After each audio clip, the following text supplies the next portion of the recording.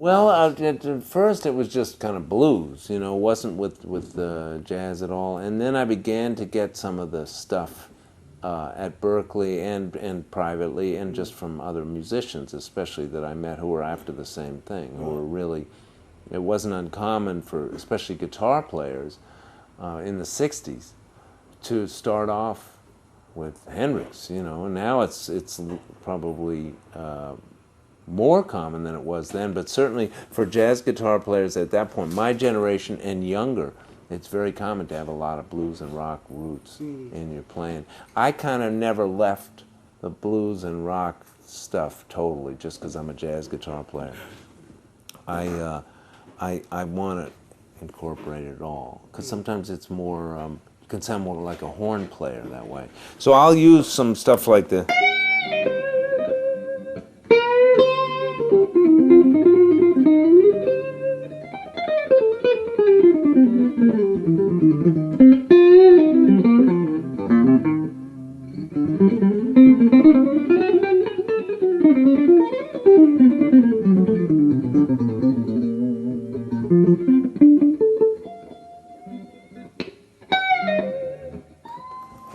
Where you got both. You got some blues, a lot of string bending, which I think horn players do. Saxophone players have always done that, so why not guitar? Right.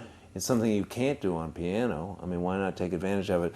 But of course you want to put it in context. If you're playing a jazz standard like Body and Soul, you don't want to use a stack of Marshalls. I would probably counsel against that. But you can bend strings, and as long as it's kind of in a lyrical way. I would say, if for the purposes of this right now, one of the things that helped me when I was going to Berkeley was just learning scales, kind of in position, not open position so much, but more like a scale of C scale in the, I guess this is the seventh position.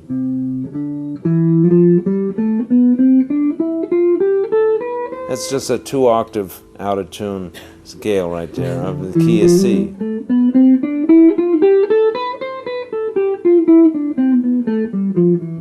Right?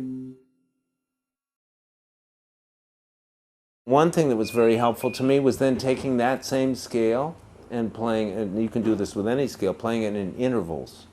Now, one thing that I wanted to mention really quickly is it's important. Time is such an important part of all music.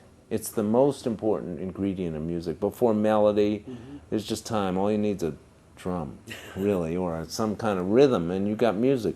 So you want to try to work on your time always. So when you're practicing some new stuff, as soon as you can do it, even slowly, try to practice in time. This scale in time, for instance. Little groove, you know what I mean? So you have a groove, or practice it in thirds.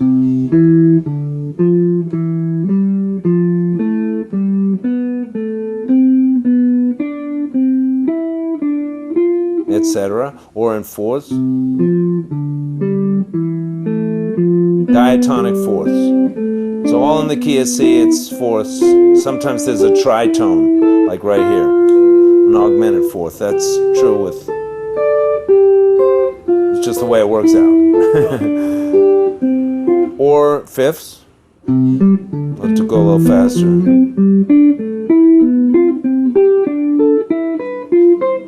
Or sixths.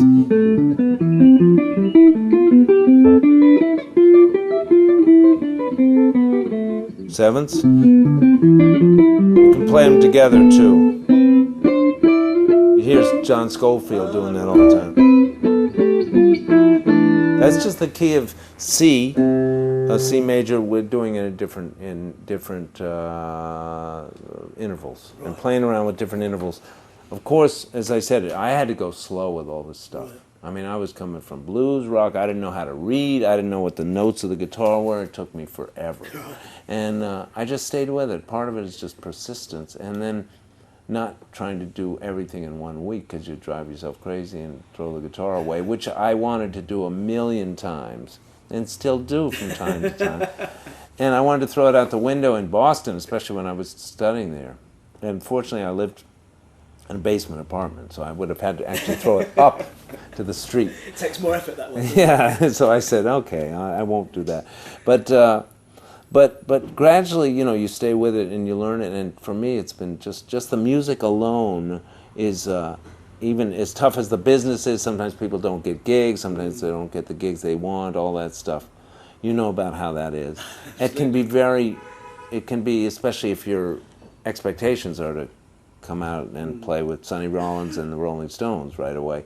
It might not happen. So, but the fact is that you have music in your life, and most people that get to be playing on one level or another, if they don't give up, they got it forever. The only person that can really take away the guitar or whatever music you're into, whatever instrument you play, is you. If you give it up, you know, and so that was kind of taught and kind of somehow stuck in my brain early on that was, at the very least, that's a gift. Just to have the passion to want to study this stuff. And then the more you practice, usually the more you get out of it, you know, and gig-wise and all that stuff anyway. So it kind of was worth going for without, kind of on blind faith at first, because I didn't think I'd ever be able to play jazz for sure. And so I kind of kept going.